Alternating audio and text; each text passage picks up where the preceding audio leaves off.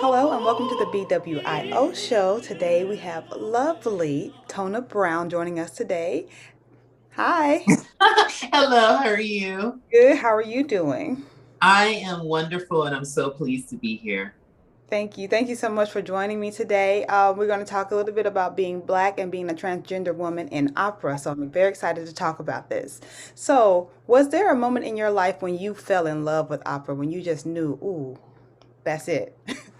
Absolutely. I have to thank my mentors from the Governor's School for the Arts. I was in the violin program, and my friends just started taking voice lessons. And I still didn't take the voice lessons. I used to just hear them, but I used to accompany all of them. So if you can imagine being first chair, listening to these lovely, rich voices, and just thinking, wow, that's just such a beautiful sound. And then I would just get so emotional when I would hear them sing Negro spirituals with this beautiful, luscious sound. And I just fell in love with it. That's amazing. And I've got a chance to listen to you sing a couple of songs, and Ride on King Jesus was one, and definitely Margaret Bond's Up to Fling My Arms Wide, which is my favorite song, bar none. And you just have such a beautiful voice. So you definitely capture that richness, that beauty that you admire so much. Oh, That's, thank you so much. I love those works. so do you remember your first time ever singing like an opera aria? Like, how was that experience for you? Absolutely. So when I first started out, I waited until college because I thought singers were these pompous people who, I couldn't relate to being a violinist. And believe it or not, even though violin is so competitive, most people are still very down to earth, just kind of like my mezzo world now. It's not the same as like the sopranos. So once I got over that, I started working with Patricia Wolf at Shenandoah Conservatory, and the first aria that I did actually was tenor aria, and it was Il mio tesoro because my range was so high for the tenor stuff. Being transgender at the time, I had not transitioned fully, was still trying to find myself. And so it was great to have the right teacher who didn't freak out. And she kept saying, your voice just sits more in an alto-y place. And so then I got really frustrated because, I don't know about you, but, your inner instrument being that, you just want to do your best. I came from violin world, so it's all about perfection and little movements and this, that. And so I was like, darn, here I am trying to do something else. My friends got me the courage to go and start taking these lessons to sing duets with them because we would just play around with things. And I was cracking horribly, girl. It was a hot mess. Like I'd be like, it was really bad. And it would always crack up. So it was a woman by the name of Dr. Og, who is like a vocal technician and all this stuff. She would do classes to show us what the chords look like and all that. And she was like, if you want to sing, you need to sing soprano. So she had me do this weird vocalese and I sang a high C or something. And it was really high. And I was just like, whoa. She was like, yeah, that's the problem. You're putting too much weight on your voice, my dear. And this is what your voice is. And you got to accept it. And so then it was a whole regroup. So what I ended up doing was singing Voi che sapete. That was my first thing. And I remember my teacher was saying, okay, you can sing this, but you're too loud. So then I went through that. Talk about Mozart because I got the same notes. It is not easy. Mozart is so hard. So I'm like, okay, so what does this mean? And she's just like, well, I don't want to push your voice. I'm not used to like your timbre. You get that, especially being Black. Mhm. So I said, okay. So I did a lot of lyric mezzo-y stuff for a while. So I sing Que Faro, Mhm. and I did that kind of stuff. But again, every time everyone kept saying, you can sing this stuff, but I don't think you're gonna get hired singing this stuff. Your chords are just thick and it's just a bigger sound. And they were, I will say they were trying not to be discouraging. So I just got away from a lot of that stuff and just started doing a lot of art songs, and started just focusing on learning my own instrument and not trying to sound like someone else.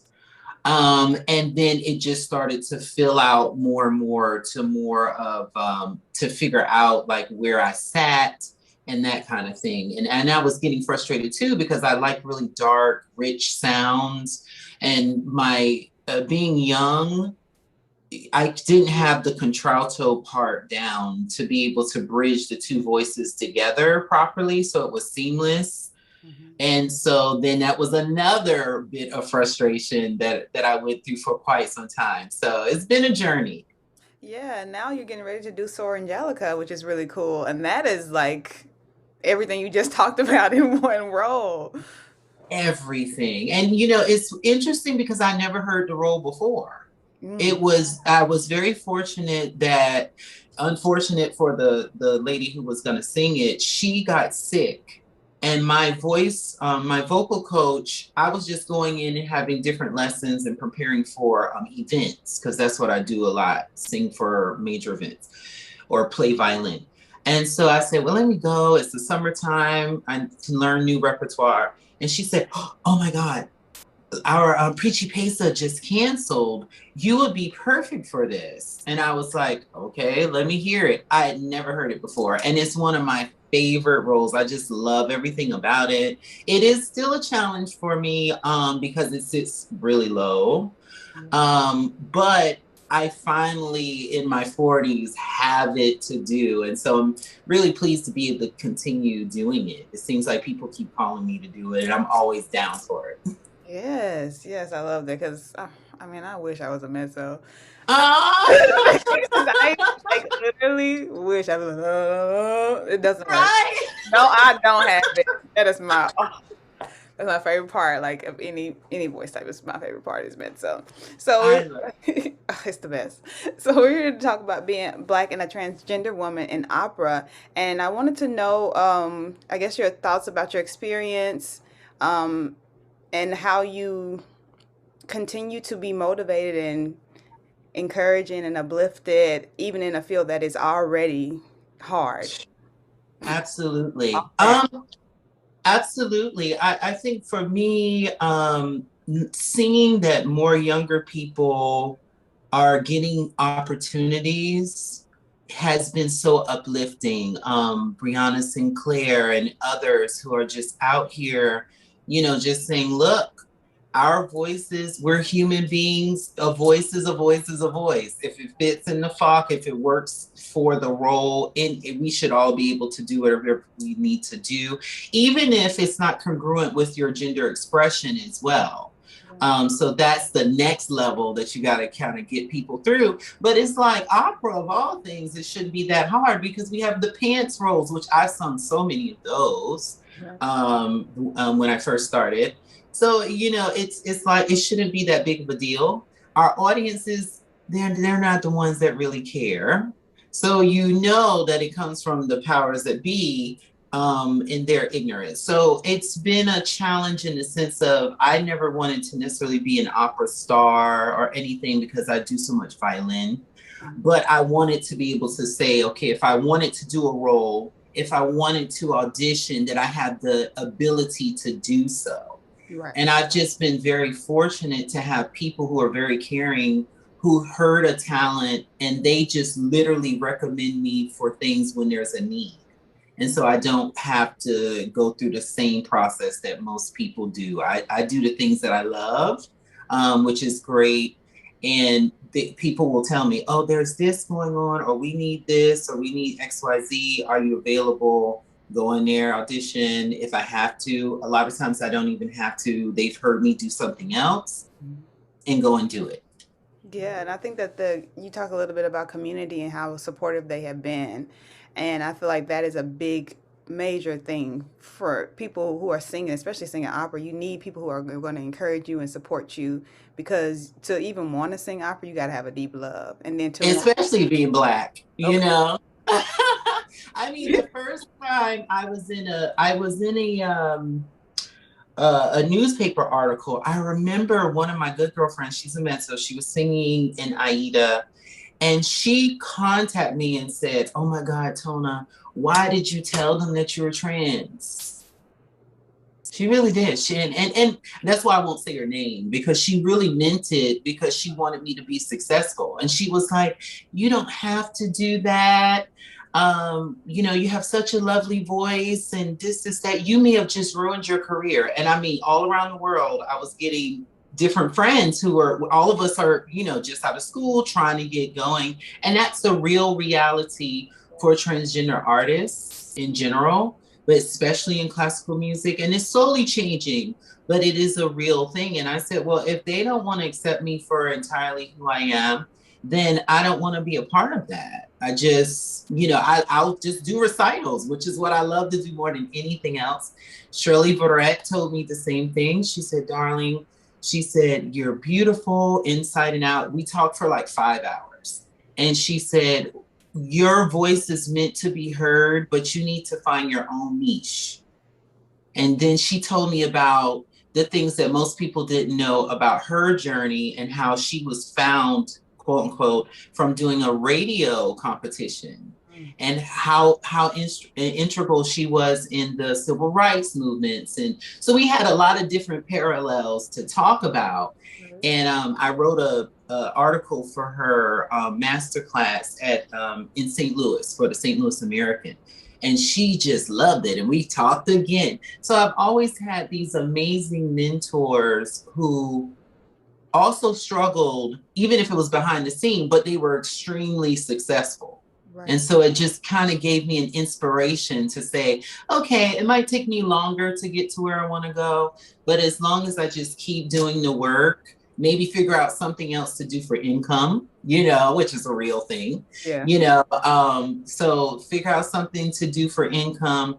And I've also been very fortunate to have sung and played for so many top artists, because we all went to the same kind of schools. Right. You know, I don't know if you've interviewed Andrea Moore. We went to the same, Andy Moore. We went to the same school. Marjorie Owens, all these different people who are singing all around. We went to the Governor's School for the Arts, or we were doing different programs. And so we all kind of look out for each other and recommend different things. So it's just so important. Yeah, definitely having a community, and definitely kind of finding your own path, because that in my research you find that so many singers had to make their own way. They had to go to Europe if they needed to, or do recitals, or do this and do this and do that to make their own way, because they believed in themselves so much.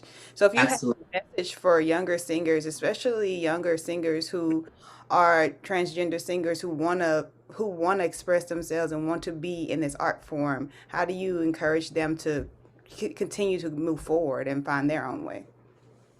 Well, that's a great question. I would tell them that never to give up. That's the first thing. Don't typecast yourself. I have been so blessed to like do these projects that I would have never thought of doing. Yeah. But take a chance. Sometimes it's just literally taking a chance, doing something that's out of your normal routine, which is how I got into doing the events and singing for the president and you know, well, former President Barack Obama. I just took a chance and just said, okay, well, if here's an opportunity, so let me just go for it. It's not the normal, you know, what they train you in the conservatory to do, and that your career is gonna look like this. But at the same time, you will be even more successful than those who try to do it the traditional way, especially as a Black artist, because our paths are not the same as our white counterparts. And they'll tell you, you know, they'll be honest with you. Sometimes some of us, it will work that way. But the majority of us, it's not going to work that way. And doesn't mean that you're not good. It just means that you're going to have to find your path and network with other people that look like you, other people who have different opportunities, and just never give up. Just keep doing it. Keep putting your stuff out there. We're blessed now for young people because you have the internet. Yeah. So just that alone, putting your things out there on social media, people will contact you. They want you to perform for various events and weddings and dinner parties and corporate functions and things like that. The last thing I will say is always practice as if you have an event. Okay, because many of us may suffer from anxiety or depression, or you just feel like you're not where you want to be in your career in life.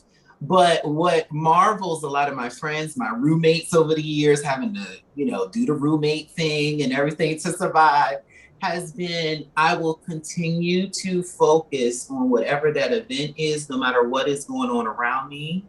And if a program is in my head that I want to share, then if I have to go book a church myself, I will just go and do that. Do you see what I'm saying? Always stay on top of it, because when that opportunity does come, if you have slacked off and now you're not able to sing at a high level anymore, or whatever it is, then you've missed up an opportunity. So always be prepared, keep singing, take as many opportunities as possible, and never give up. Yes, I feel like you're speaking directly to me because that Oh, that is the truth. Because your girl suffers a little bit from anxiety, so it's just like definitely, like you said, finding those venues and putting yourself out there and putting things together so your voice can be ready at all times. Because if you stay ready, you don't got to get ready. So yeah. that's right. That's right. And Carney, even my Carnegie Hall debut, as I've always said to people and been very honest about Carnegie Hall, all of the big things that people celebrate about me have been things that I took the initiative to make happen. It didn't just happen. I contacted those people and say, hey, do you guys need an artist for this? Mm. You see what I'm saying? Sometimes you have to do that because we don't have the same opportunities all the time. So what you have to do is be strategic and say, okay, this is what my brand is. Another thing I will say, you do not have to dummy down your art form for modern events, which I feel that people think you have to do. You absolutely don't have to do that, but you got to pick the best of your repertoire. Mhm. The showy stuff, things that that an audience who, say for instance, they're only used to listening to gospel music, okay, you can still come in there and sing an aria and they will love it, and the whole church will fall out and everything. But you can't do something talking about birds and flowers and the green pastures. Like, they're just not going to understand that sort of expression. So you have to give them something, pick something that's rhythmic, whether it's in the piano part or your vocal line. And I'm going to tell you, people appreciate that. But it's going to be the stuff that you got to practice. Like, oh, I can tell you right now, you got to be ready. Yeah, So always. you touched a little bit about your performances for Barack Obama and Carnegie Hall, and you talked a lot about like how you put yourself out there. You kind of are really marketing yourself and doing that legwork and just getting it out there. So, what was that experience like specifically at Carnegie Hall? Like, I mean, I've been on the stage before, and Right. it's electrifying. How was it for you? It was amazing. I mean, some of the racism that we're very openly talking about right now was a part of the problem. It's the systemic things will make a lot of our artists give up. I have a good girlfriend who is one of the most beautiful singing sopranos. She's a beautiful person. She was a far better singer than most of us who are out here. you know, and it wore her down. But what I would always say to her and some of my other friends is that you are still looking at your career as if you have like a regular job for an organization. You have to change that mentality when you are Black and brown. Mhm. You really do. So at Carnegie Hall, it was a community event that we were taking to Carnegie Hall, and we could not really afford to put it on, just for real. That's just what it was, you know?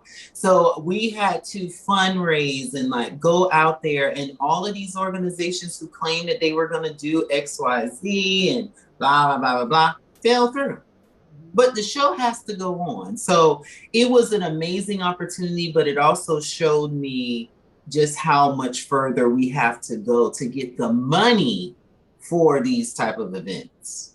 And Yes. that's important. And I think that is shifting, as you can see with politics and things right now. I think it's going to be a little easier for generations behind us now.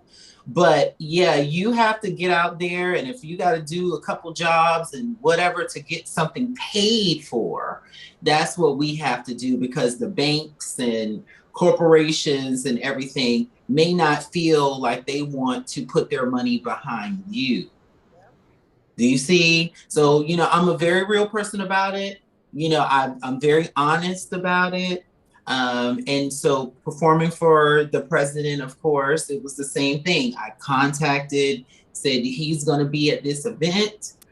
We need to bring the best of the best of our community. It was the LGBT leadership conference, and it was huge. It was like so many, I think it was like 2,200 people or something there.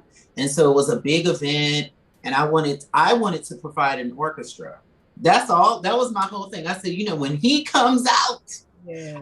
you know, because I was so excited. We had a Black president. You know, he was talking like he had some sense. You know, just all of these things. So I wanted to show my support. So I contacted them and said, hey, you know, can I provide a string ensemble? What people don't know, again, behind the scenes. Unfortunately, one of the musicians had been institutionalized, so they didn't allow him to come. My other good girlfriend, who is an amazing violist, that I love her to death, Black violist, she had an issue with her child. So she couldn't come. So next thing you know, I'm doing it by myself. The other individual just couldn't get on the stage. They were there. But at the last minute, while we're driving up there, they tell us this person in the background check, this. And now I'm singing it a cappella. That wasn't what I wanted. I'm like, what? Hold on. What is going on? Yeah. Oh, I know they had to be something. It was too many things, because it was the trip to, it'd be one thing if they told me 2 weeks before. I mean, people just started falling off, you know, left and right. But because I've been putting on my own events for so long, it was disappointing, but I was so elated to be there. You know, the other diva that was singing, what is her name? She does a lot on Broadway. Just slipped my mind. She always does. I could have danced all night. Oh, beautiful, beautiful Black diva. But anyway, we were just high-fiving in the background, and I didn't even get my picture with her because of how strict their schedule was. And I just took a deep breath and prayed and just said, Lord, I guess we're not gonna have this string thing happening, but I'm gonna make it work, you know, and did it, you know, and sometimes that happens. And if you're gonna be a performer, especially today compared to back in the day, you have to be able to just kind of shake it off in the moment and then focus. Yeah, definitely. Definitely. You got to have that mindset that says, okay, this is my intention for this performance right now, so let me drop into that. That's right. That's right. So let's talk a little bit about AIDA Studios. What's that about? You're a music educator as well. Tell us about AIDA. Yes. Well, I have a passion. I always have. It's so funny. Ever since I was a teenager, my teachers always told me that I would be a teacher. And I was like, no, I'm just going to be a performer, this, that. I don't know. I don't, the responsibility of, a young artist was, always heavy on me. But my mentor, his name is Daryl Husky. He one day said, okay, everyone comes to you. There's a reason for that. They come to you. They want you to give them your opinion. So now let's talk about teaching. Mm-hmm. And so we would have, and this is the beauty of coming from teachers who really care. This man would sit on the phone with me for hours. And what he would do is he taught me how to teach. So, okay, just a small example. He would say things like, okay, the student walks into the room and they want to learn how to play the violin. What is the first thing? How do you instruct them? Even just to take, how do they take it out of the, this is just on the phone, right? So I'm visually having to see this. How did they take it out of the instrument case? You didn't tell them to unbuckle the. You see what I'm saying? All of these little small details, and so he started to train me on those type of things. And but I still didn't know if I was going to use it, but he was my mentor and that kind of thing. And then I had another wonderful pedagogue. His name was, he passed away, Dr. John McCormick, and he had toured around the world with the New World String Quartet. And he would sit in one side of the room and give me 3-hour master classes for free. Wow. I had to play all my scales and doing with octaves and thirds and this. And he would be like, you have a really interesting ear because you make the third lower. And so anyway, so the whole thing was having these sort of people that took that time. And then I started learning about the Negro spirituals and stuff from a great lady, Geraldine Boone, who's still a mentor to me. She's in her 70s, and she was just like, okay, I need you to sing it like this. Let's go over it again. I'm like, I'm running out of air. That is just all that. Jordan down, and all of those type of things. And so by having them and having great experiences with those type of caring teachers, I knew that if I got into it, that I would have to be that kind of teacher. And so I started Aida Studios because people kept coming to me asking me to teach them or to just coach a chamber ensemble or two singers were doing a duet or something and would be like, Tona, can you come in here? Because I always like the way you explain things. And that's how it slowly happened. It wasn't like something that I thought I would do. I would do it for free.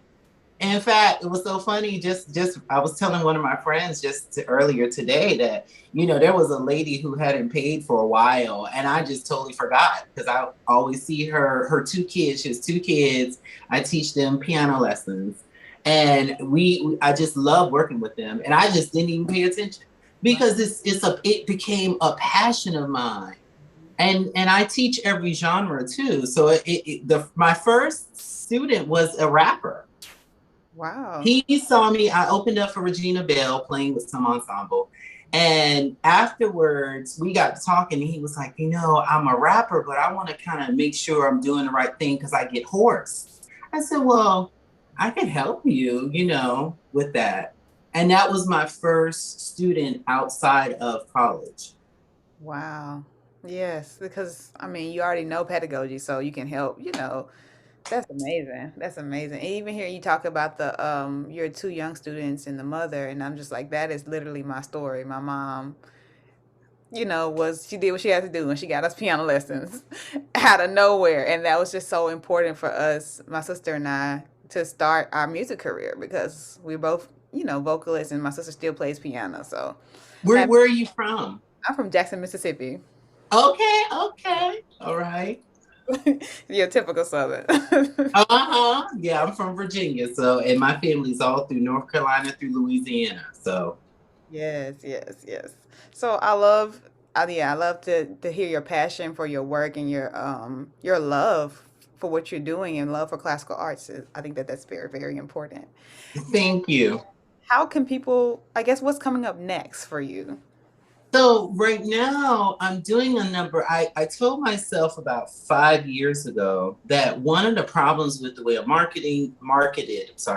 the way I've been marketed and everything is that there's this assumption when you're a classical artist, especially of color too, that you can only do one genre or you can only do one thing. I mean, all growing up, my family was in the church, so I started in gospel. Right. And that's another reason why I became a really proficient, uh, thankfully my students think so, vocal teacher because of all the harmful things that you do to your voice when you don't know vocal pedagogy by singing gospel. And so and it's really easy to fix. So at any rate, I got into it that way. And now what I would like to do is collaborate with different types of artists. So, I'm doing this thing with Shenandoah Conservatory. We're doing an actual Soir Angelica, but we're doing it with a movie set type of thing. So it's really different and it's unique. And of course, with COVID, we can't be that close. So we got splice scenes and just different things. So I'm really trying to just broaden my horizons. I would like to work with people in different musical genres, whether it's on violin or doing whatever. I used to sing backup for a lot of artists. I went to school with a lot of famous artists now, who I used to sing backup for or dance or whatever. So I just want to like broaden my horizons, do more things like that at this point. Yes, that sounds amazing. I was just talking to Audrey Du Bois Harris, and she talks about she's a gospel, a classical vocalist. That's what she calls herself. But she also sings like gospel and opera and things like that. And she was just saying, Mhm. "Don't let anybody put you in a box. Sing what you want." Oh, that's the name. That's the name of the lady I missed. Her name is Audra McDonald. McDonald. Okay, okay. Yeah, she sang as well for the president that night, and it was Neil Patrick Harris and Audra McDonald. They were like the big feature people, and then I sang the national anthem. Wow, that's amazing. That is amazing. Yeah, So, so that's what I want to do now. I want to collaborate with different types of people. I mean, different genres, and I'm also recording a number of recitals because I've been asked to do a lot of virtual recitals and corporate events. So performing for those, getting used to that sort of medium. So I'm doing some things for Hartwick College up in Oneonta, New York. They have a little small music program that they're growing. And so I work almost as a consultant for them at times to help them to develop those programs. I would love to do more of that, because it fits my passion for teaching. And I do master classes and I do, speaking engagements to encourage students to just keep going. I know it's so difficult with COVID and everything. And I'm also going to be writing a book. So I'm looking forward to sitting down with a good friend of mine from the St. Louis American, and he and I have been talking for a couple years about him underwriting a book so I can still do what I do, and I can just have like conversations. We transcribe them, so we're still trying to figure out the logistics of that. So I have a number of things on the horizon, yes. and but I have stepped away from other things. I was also asked to do some things for a Netflix series that never got off the ground, but I won the audition. And after going that far into mainstream and being around that industry, I pulled back a little bit because I felt like it wasn't totally me and I wasn't feeling passionate about it. It's good money, but it's not, I wasn't having a passion for it like I do for the arts, like the classical arts and fine and performing arts, and encouraging other people to do what we're doing. So that's where I am at this point. So you guys, if you follow me on Instagram at Tona City or Twitter, I pronounce it tenacity because I'm a nerd. But they can follow me on those places. They'll see me doing all kinds of different projects. Yes, yes. So my last staple question is, if you could write an opera, what would it be about? Ah, I think I would do a biopic. Mm-hmm. I really would. I think that people need to hear and see what you go through as a transgender person. Yep. The good, I mean, there's a lot of good too, you know, the good, the bad, and everything in between. Um, I really would. I think I would like to sit down with someone so I could get out of my own, you know, everything, and let people know that we're just like anyone else. You know, we just had a different experience growing up, and we're trying to make the world a little better every day to be more inclusive of everyone. And I think that the right, powerful opera could really do that. See, I'm adding projects to your list of projects I know. because we do need an opera that is about transgender experience that is by an actual transgender person. Yeah, I would love to do that. I mean, I've never really thought about that question before. Thank you. I would love to be a part of that. And even if it wasn't my own personal story, just being on a team to kind of like get it done and make sure it's very authentic to our experience, especially if it's a Black transgender person, Yep. because your experience is not the same Let's talk about as a. yes, because well, I can go into a whole spiel about the research alone. It's just not not there. Yeah, Yeah, yeah.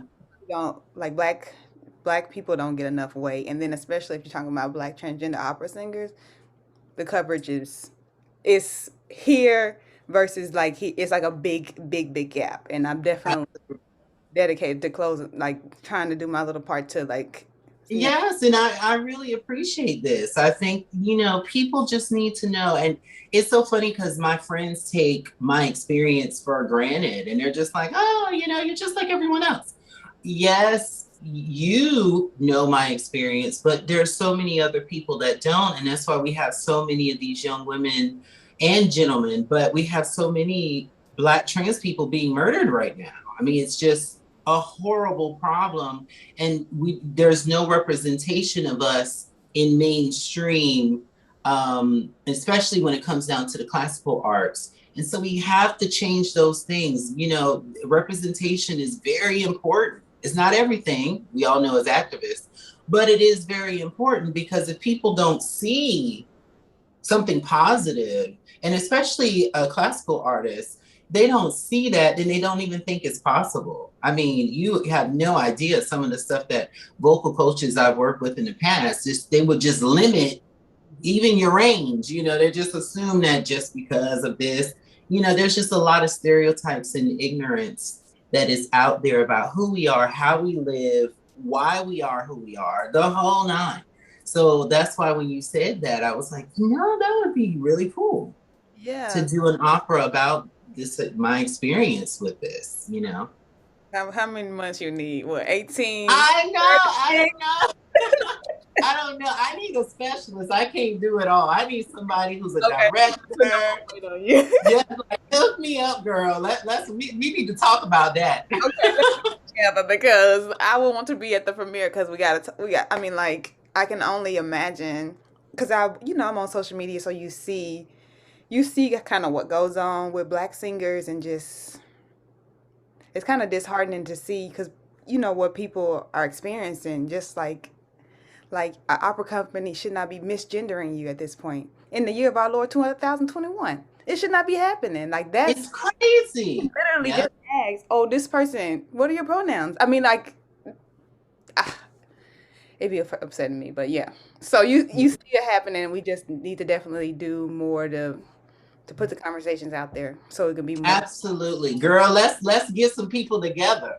Yeah, I'm ready. Don't tell me twice. I'm ready. Okay. Yes. Well, thank you so much for joining us today and having some great conversations. And I look forward to talking to you again soon. Absolutely. And I'm serious about that idea. That's a great idea. We need to do that. Yes. Love what you're doing. Keep it up. We need more programs like this. And I'm so glad I could do anything I can to support it. And I will share whatever needs to be shared. Okay. Thank you. All right.